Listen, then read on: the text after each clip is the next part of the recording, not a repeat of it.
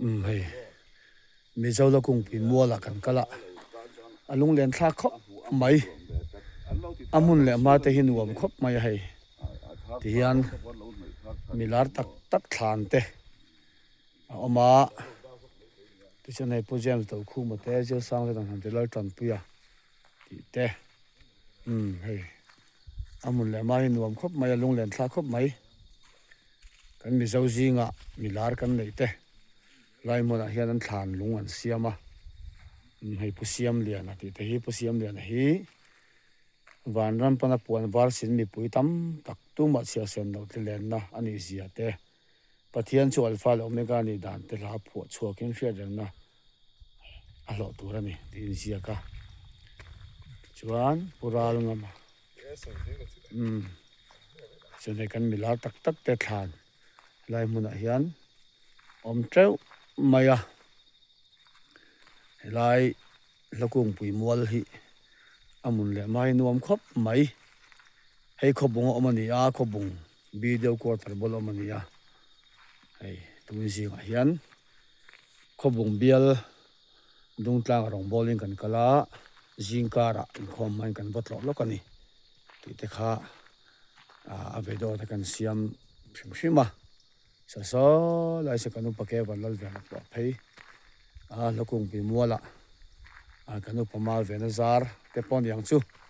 ti son hei tu zinga hian khobunga kan valenga a kala kala ngai me lo na mun ani wang hian alung len thla ka ti khop maya a thinlung te po thara ti chuan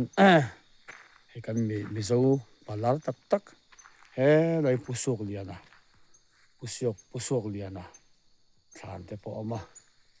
ti cha lung len thla khop mai ti kha kan sailang duwa hei amun le ma shim shim nuam khop mai chuan hei khi lai khelu na bulania thlan engam mo za ti an hung tlar phei pu maya avalung len thak em ti te kha tui ji ma kan sai lang du ni mi zo lo kum pi mual khobunga mi tui ji ma fan na kan nei ni lung len thak khop mai ti chen hei poro ku nga thlan te po he lai hi lo da kei lek le leng zem hla te christian ne na in sut la ya thalai te topic na hla a thoidam thin mizoram nun le thil te ngai san kong a hla a kai huai tu zoram chorpial ru na chantir tu ani hi poro ku nga ani a chuan lai a hian puje flol dai lova le khabule din konga zo fa te chom tu mi zo trong dik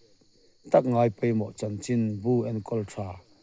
dictionary ro tling siam tu nu reng tu rani ti hi la zia ka lung len thak le mai chuan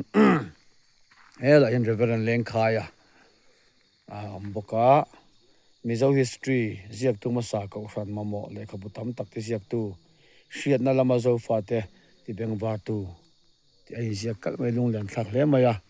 chuan he lama hian pu arel kam lala mizo christian la thar pu to ro pui she omna le lung ngai na ram atanga be se ne enga van ram min thlir tir tu ani ti te in ziak boka alung len thak khop maya chen he lai hi laloi thang pa thlan ti ama lung len thak khop mai hei akung pi mual hei sai nu na leng lal ti khani a mizo leng khom la phu tu ming thang mi hring pui le aveng te lungai na le room na chan puya atra na te la a phu thiam ani atia lung len thla khop mai chan he la hilal zawa la tang walin karam mangai na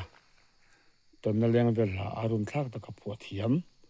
an thin lung ril ber an le bok na hla te phu tu ani ulal zawa mi zo lo kung pui mual awalung len thak em ti te kha an ran sai fi ani ki lai ke lu chan na khani a tuna hian mi zo lo kung pui mual kan tlo me kani